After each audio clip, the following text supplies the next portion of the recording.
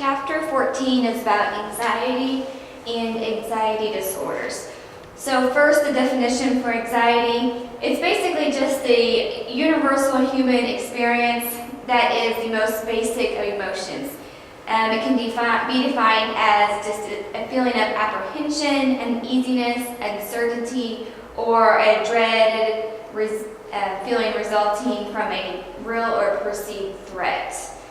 Anxiety is a vague sense of dread related to an unspecified or unknown danger. It's something that's unavoidable in life, and it can cause positive functions such as motivations, but if it lasts too long, then we see the negative effects as well. Fear, it is a reaction to a specific danger. It's the feeling of being afraid or threatened by a clearly identifiable external stimulus that represents danger to a person. And then stress is something that causes strong feelings of worry or anxiety. Stress occurs when a person has difficulty dealing with life situations, problems, or goals. And stress is very individualized, and each person handles it differently. Then there's the general adaptation syndrome. And that's broken down into 3 stages. The first stage is the alarm stage. Now this is where a person feels a situation as threatening. And the stress that the person feels, well, this stimulates the body to send a message to the hypothalamus in the brain. And then from there, a message is sent to the adrenal gland, which releases the epinephrine, or the adrenaline, and the norepinephrine. And also to the organs, and the organs release glucose into the bloodstream as well. So here there will be an increase in heart rate, blood pressure, taking in more oxygen, which means that you're breathing faster. Your pupils will be dilated, you will become more sensitive to light and sound. And this process, it releases the hormones to enable you to perform activities that you don't usually do, and it prepares your body for defense in the alarm stage.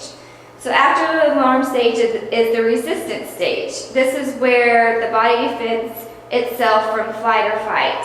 So the digestive system, it reduces function because it's not necessarily needed right now, because it's going to be shunting blood to the areas that are needed for the defense.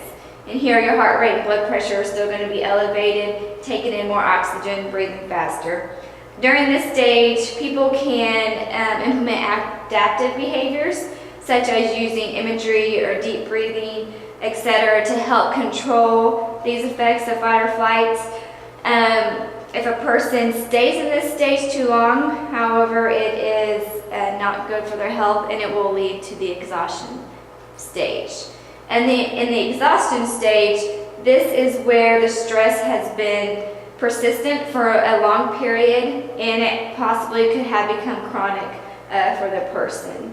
Here they're not using the adaptive behaviors, or they're not working for them, and they're responding negatively to the stress. So here it basically starts to lose its ability to combat stress, and the adaptive energy is all drained out. So this basically can lead to health problems if it's not resolved immediately. So if you guys have ever heard of when a person is stressed, their immune system is not as strong and they're at risk for getting sick, well, this is why on that.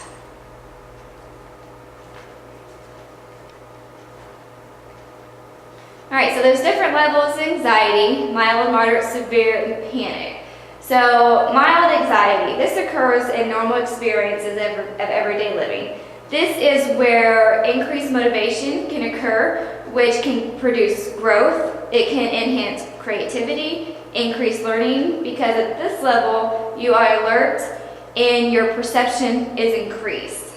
At this stage, we can still learn, and we can teach our patients as well. Then there's moderate. At this level, you lose the broader picture and only begin to focus on the cause of the anxiety. So you have a feeling that something's wrong, and you become nervous or agitated. may not be able to pay attention like usual, and even though your perception field has become narrow, you are still able to learn or solve problems at this stage.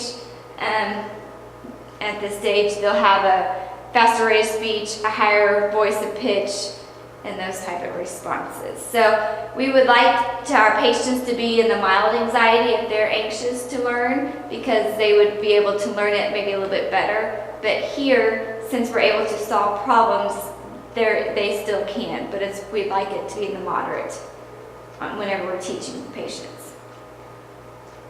Severe anxiety. A person with severe anxiety may focus on a particular detail or many scattered details and have difficulty noting what's going on in the environment, and even whenever it's pointed out to them. So they may seem dazed or confused, complain of headaches, insomnia, have a sense of doom, and inability to function. And then there's the panic. This is just an intense anxiety in which a person may be running or shouting, screaming, have shakiness, and all of this can lead to exhaustion. So kind of go back and remember the general adaptation syndrome stages as well. So here there's possible lose touch with reality. Their thoughts aren't rational as well.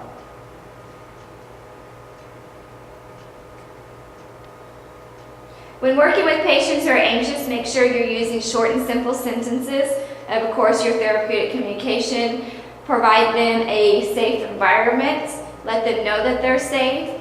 And provide any basic needs that they have. So if they're hungry, make sure the Maslow's, food, water, all that. Make sure that that's all met. And then if you need to administer medications, that is an intervention as well.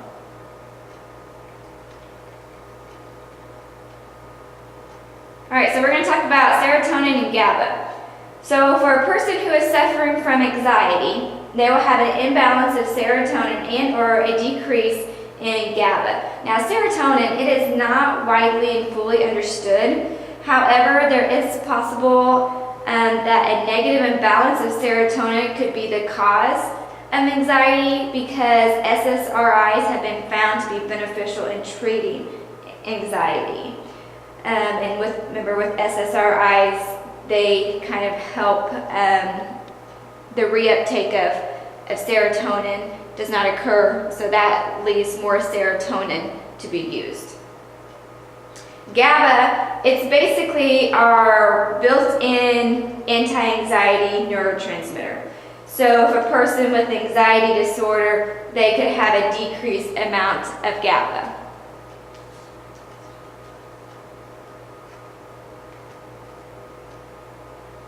The primary treatment for anti-anxiety disorders is the combination of medication and therapy. Make sure you read through those therapies as well. All right, so anti-anxieties, they work like GABA, which remember is the body's built-in natural anti-anxiety neurotransmitter. That's what GABA is. And there's two main classifications of anti-anxiety. There's the benzodiazepines and the non-benzodiazepines. So with the benzos, they work very quickly, most of them, and are most often given a PRN due to their quick onset. Benzos should only be used for short term because they do have a high risk of dependence. So common benzos are Xanax, Valium, Ativan. And you can see on this list here that Klonopin, that may come to a surprise for you guys because you probably learned it more as an anticonvulsant. Its pharmacological class is actually a benzo, and it works by stimulating the GABA receptor. So Klonopin is not used as PRN because it has a slow onset, but it can be used as an anti-anxiety daily in treatment. All right, it's important to remember that benzos can cause CNS depression. Therefore, toxic doses can lead to life-threatening reactions such as your respiratory depression, severe hypotension, and cardiac arrest. Because of this, they should not be given with patients with sleep apnea or respiratory depression or given in combinations with other opioids or barbiturates. Because of the CNS depressant, we also need to make sure that we teach in our patients that they need to avoid other CNS depressants such as alcohol. Now, if you have a patient who's been on a high dose of benzos or they have used them for long periods of time, we need to make sure that we're tapering those patients off and not just abruptly withdrawing them from them. And also remember, just like with any other medications, if it is a sustained release tablet, we are not allowed to crush them, and we cannot let our patients chew them either. All right, Buspar. This is the non-benzo, okay? What's good about Buspar is that it does not cause dependence. However, it will take about 2 to 4 weeks before the full effect is reached, and benzos are used for the long-term management of anti-anxiety, or for anti-anxiety. So they're used for long-term management of anxiety disorders.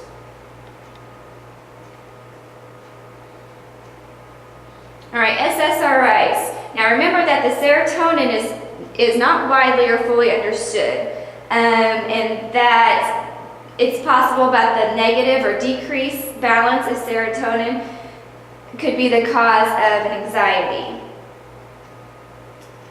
SSRIs, they prevent the serotonin receptors in the brain from reuptaking the serotonin, which means that there's more serotonin allowed to basically help combat depression, anxiety, mood balance.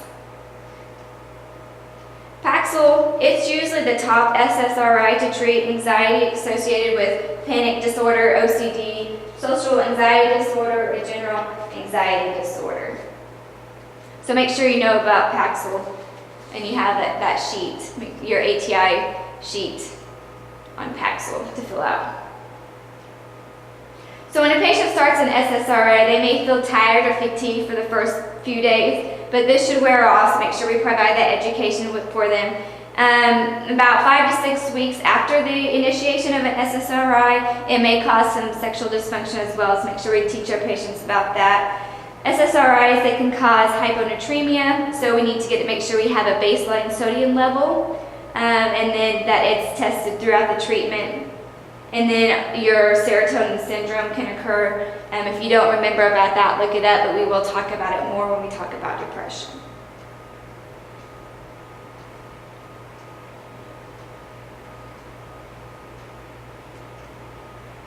All right, so anxiety disorders. First one we're going to talk about is panic disorder. Panic disorder is diagnosed when a person has recurrent episodes of panic attack followed by at least 1 month of worrying about having another attack. A panic attack, it's the sudden onset of extreme apprehension or fear, usually associated with feelings of impending doom. An attack will usually last about 15 to 30 minutes, just kind of depends, but that's the range that it normally lasts, but it can be longer or shorter. When a person has a panic attack in public, they may develop the agoraphobia, which is the fear of being in an open space or being outside. So a person who is having a panic attack, they may often present to the ER with complaints of chest pains and think that they're having a heart attack. When this happens, you need to go ahead and treat it like a heart attack. So you need to perform the whole cardiac workup, the EKG, the blood work, and all that. And you must always rule out a heart attack before determining if it was a panic attack. If you are with someone who is currently having a panic attack, what you would want to do is make sure to ensure to them that they are safe. You remain with the patient, never leave them, and encourage them to work on the deep breathing and to get themselves calm back down. When a person has been diagnosed with the panic disorder, the patient usually is unable to identify the trigger for their events, and during their events they will appear to be, of course, anxious when they're having an attack. They may provide description of depersonalization, derealization that we learned about last week. B, have a feeling of being overwhelmed, think that they're dying or going insane, and people that are having panic attack, they are at an increased risk for suicide as well. So those with a panic disorder, they often make many alterations in their life in the event to try to prevent another attack from occurring. So this means that their social, occupational, and or family life will usually begin to suffer as well. So it's important to provide your safe environment, use therapeutic communication, provide anxiety management through medication or the implementation of adaptive behaviors as well. Phobia. Phobia is the illogical, intense, and persistent fear of a specific object or situation at an unreasonable level. There is a social phobia, which is basically the fear of being put in a situation where they may be embarrassed or criticized by others. And then there are also specific phobias as well. The main one that you'll want to make sure that you know for mental health is agoraphobia, which is the fear of open spaces. Generalized anxiety disorder. This is when there is just an excessive worry and anxiety which lasts 3 months or longer. This will cause significant impairment in one or more areas of functioning. The treatment for SSRIs is SSRIs or Buspar.